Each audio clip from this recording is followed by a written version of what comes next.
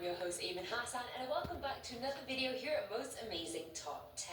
Now, don't we all love a bit of fast food and pizza? I'm pretty sure growing up, whenever someone asked me what meal I would eat if I had to for the rest of my life every day, I would always say pizza.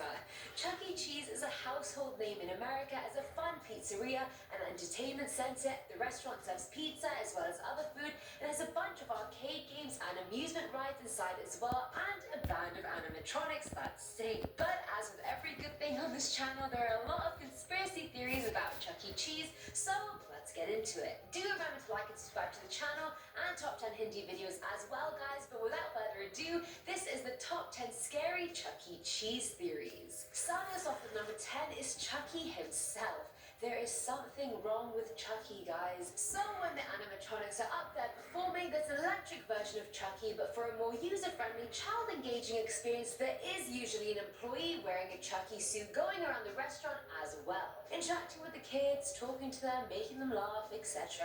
But when the store closes and the lights go off, what actually happens in there? According to the user Uber Chain Films, who used to work as a night watch officer, he claimed that one night he heard weird sounds coming from the arcade area, and he found the animatronic Chucky moving around the floor while staring at the security camera. Other employees have claimed that in some restaurants the band is actually bolted to the stage, yet they still find Chucky missing from the stage from time to time. The night watch officer quit 3 days later and has avoided Chuck E. Cheese's ever since. And to be honest, judging from his account, it looks like Chucky could very well stab you in your sleep if you're not careful. Coming in at number 9 is the ball pit. I can safely put up my hands and say I loved playing in any sort of ball pit when I was younger.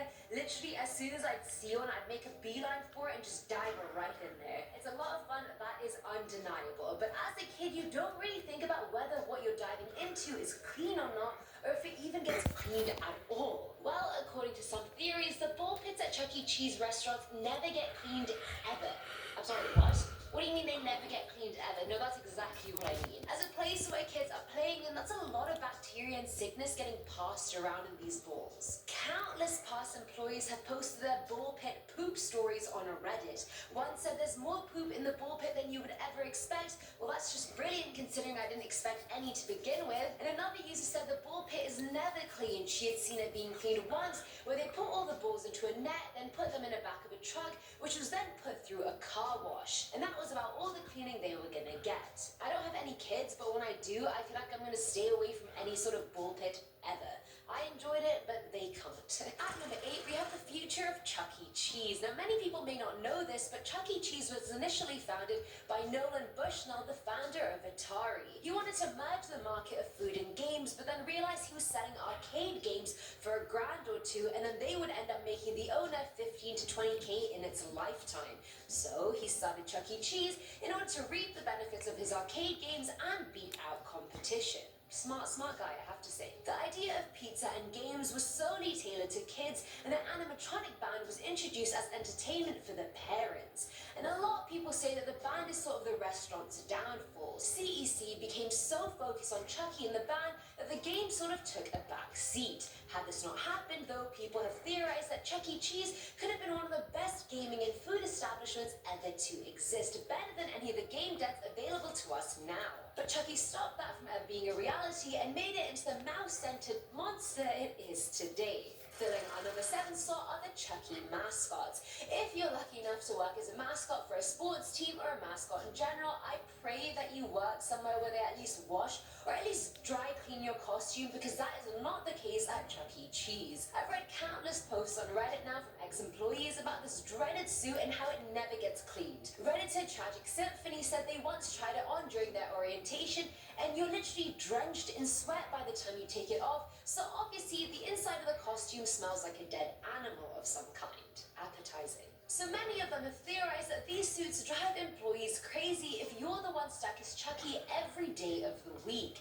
And honestly, I'm not surprised. Bonjour_yo on Reddit even said once her co-worker came in for his shift as Chucky, but he came in tripping on acid and then put the suit on and started throwing candy at the party in the restaurant. Whether it's the bad karma of the previous people who've been Chucky or whatever, it's no surprise that people leave this job as often as they do.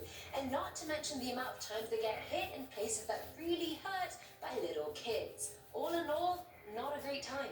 Now, at number 6 is the playpen. Well, not really the playpen, but I didn't really know what else to call the area where the carousel and the slides are. And a lot goes down in the play area, let me tell you. And this theory claims that when your child enters a Chuck E. Cheese, they will either be directly exposed to feces and bodily fluids or drugs.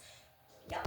At a Chuck E. Cheese in Belleville, Illinois, a child actually found a baggie with a white substance in it on the carousel, and the mother claimed the management refused to call the police over the issue and told them just to throw the baggie away. More ex-employees on Reddit have told stories about how kids have shat on the slides and crawl tubes and how it's trickled down and other kids have slid on it like they're none the wiser. Peeing inside there is a daily occurrence, and when things are busy, it takes them even more time for employees to get to it and clean it up. User I Am Infamy remembers when a kid got kicked in the face and there was a trail of blood going down the tubes that just dried up before anyone actually cleaned it.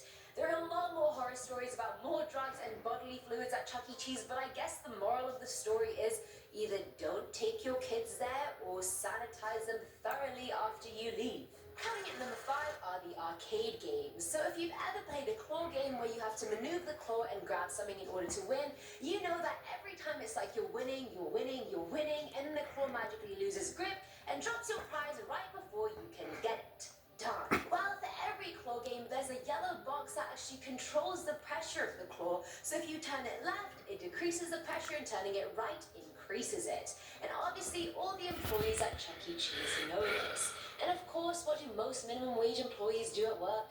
Get bored. Coming from an ex-retail employee, I second and third that statement. So the theory states that whoever is in charge of the arcade area that day always tampers with the claw just so they can be entertained when people flood in and out, getting more and more frustrated that they aren't winning anything.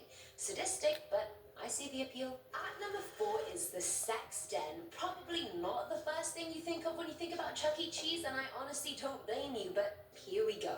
According to Reddit's BryGuy2289, who used to work there in high school, there is in fact a sex den in every Chuck E. Cheese. There's only one room in the restaurant that doesn't have any security cameras, and that's the costume room. The costume room, or as other people know it as the sex den for employees and horny high school kids. To the point that everyone just knew it was a thing, that if they wanted to go somewhere and do it, Chuck E. Cheese was the place to go. So much so that 4 teenagers filmed a Chuck E. Cheese sex tape in this said sex den. In case you were wondering, they were wearing the costume heads and nothing else. Now, I'm not saying you shouldn't take your kids to Chuck E. Cheese. I'm just saying, based on this theory of the sex den, you may want to double check if anyone is going at it in their costume room before you bring your kids in there. Filling our number 3 slot is the Born and Bred Crime Attractor. That name even sounds like the name of one of the arcade games you find in there. But anyway, believe it or not, a lot of crime takes place at Chuck E. Cheese, which is pretty ironic since it's marketed as a kid-friendly, safe place. Let me summarize just some things that have happened at various Chuck E. Cheese establishments over the years. In 1993, Nathan Dunlap, a former employee, got fired and then came back to the restaurant and shot 5 of his ex-co-workers. There are so many cases of sexual assault involving kids at this place, I'm not even going to talk about one case specifically. In 2015, a woman drove her car into a ditch and their tires flew through the window of a Chuck E. Cheese, injuring 3 kids.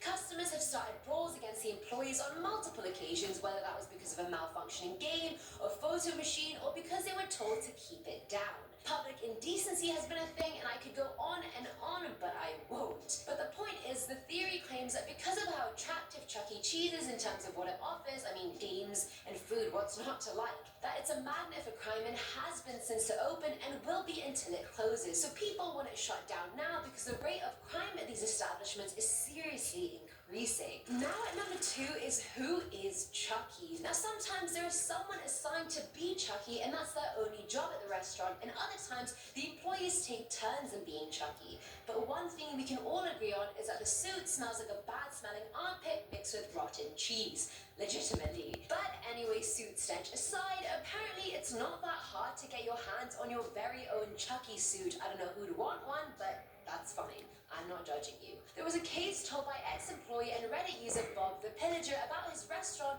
where the human Chuck E. Cheese had been acting weirdly enthusiastic that day. He was hugging the kids, having a good time, but then he got a bit too into it, becoming quite aggressively close and huggy with the kids, and they found out it wasn't one of the restaurant's employees under the suit. It was actually a random man who was a pedophile. Moral of the story, Chucky may not be who you think he is, and always check under the mouse head before you let your child near an animatronic mouse. And finally, at number 1 is recycled pizza. Now, this is probably the most well-known theory that's come out about Chuck E. Cheese in the last few years, so I thought it rightfully took number 1. Well-known YouTuber Shane Dawson made a video about this, suggesting that employees use leftover pizza slices left on people's tables and form new pizzas with them. There is no evidence of this except a picture of a full-stuffed pizza showing the slices not making a uniform circle, and in fact having a lot of disparity in terms of where the crust lines up. The restaurant chain has responded to these claims, obviously denying them, and even past employees have jumped in to help and also claimed the slices aren't recycled. Despite all that, more and more people are posting pictures of their uneven pizzas when they go there and continuously adding more spark to the fire. What do you guys think? Recycled pizza or completely freshly made? And that's all for today's video, guys. I hope this hasn't discouraged you from visiting your local Chuck E. Cheese, because that really wasn't the point. But I do hope it has shed a different light on your Chuck E. Cheese.